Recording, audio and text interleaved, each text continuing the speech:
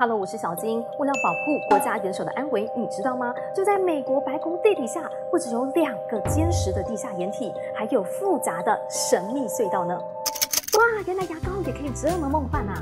先来看看这个小苍兰牙膏是长什么样子呢？有没有看到？这上面还有星星哎！换个角度让大家再看清楚一些，这中间还有进口星星片。哇，怎么会有牙膏长这么梦幻？再来看看，还有这一款叫蜂胶牙膏，挤出来会是什么颜色呢？哇，这居然是蜂胶做的牙膏哎！据说呢，这可以减少牙龈问题的发生哦。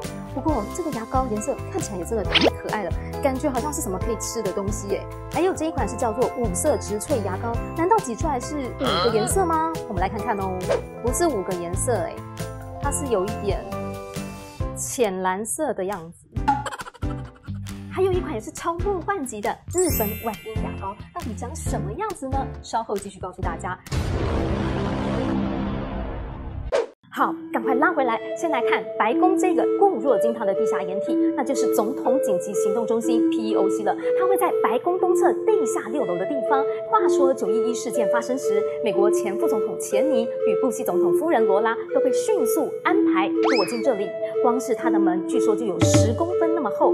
前第一夫人罗拉在书里就曾经提到，她穿过2扇大型的钢门，关门时还发出了滋的声响，然后呢，门就密封起来了。在到达 PEOC 之前，她走的这个地板是铺着老旧的瓷砖，往头顶上看，还有一堆管线在天花板。911那一天，包括了当时的国务卿鲍威尔、中情局局长乔治·泰内特都来到 PEOC。至于小布希总统呢，则是从佛罗里达州赶回华府，在晚间也进入到紧急行动中心，与副总统钱尼和国家安全顾问莱斯商讨开会。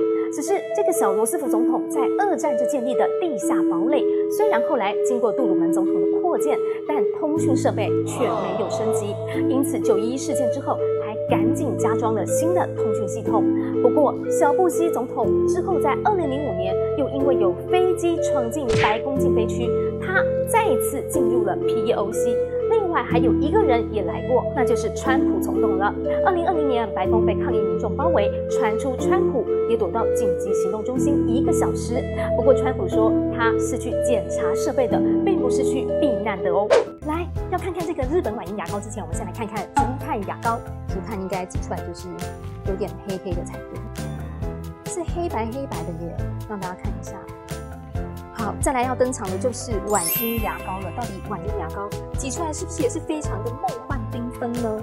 有哎，这上面也是有星星颗粒哦，空气中有这个花的香味耶，看起来是这个浅浅的粉红色哦，然后上面也是有星星片这样子哦。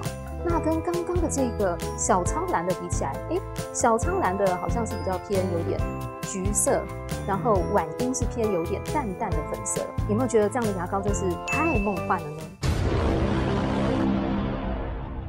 赶快再拉回来，第2个白宫地下堡垒到底在哪里呢？答案就在白宫北草坪的地底下。2010年，奥巴马总统任内，白宫西侧建筑外面突然架起了围栏，展开了规模浩大的秘密工程。承包建造的工程人员被禁止跟任何人员交谈，一切都是保密到家。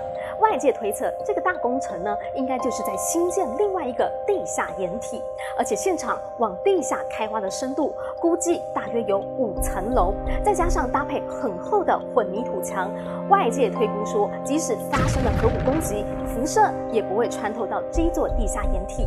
而且据说它有独立的通风空调系统，还储备了好几个月的粮食，得以让美国总统与高级官员们在地下掩体内撑过好几个月。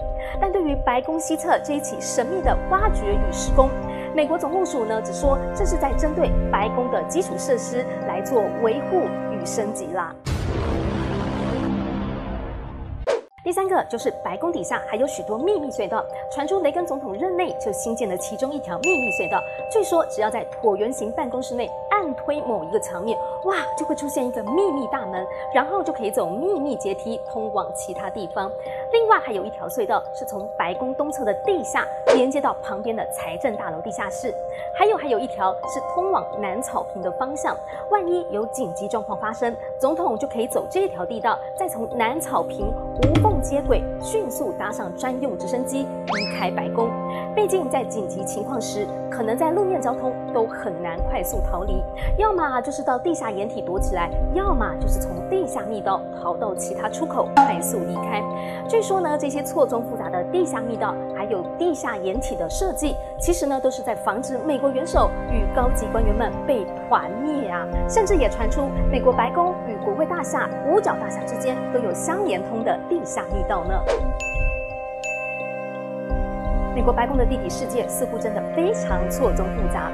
今天的故事就分享到这，赶快按下订阅，还有要把叮叮当点一下，这样才能赶快收到小金新影片的通知哦。咱们下次见了，拜拜。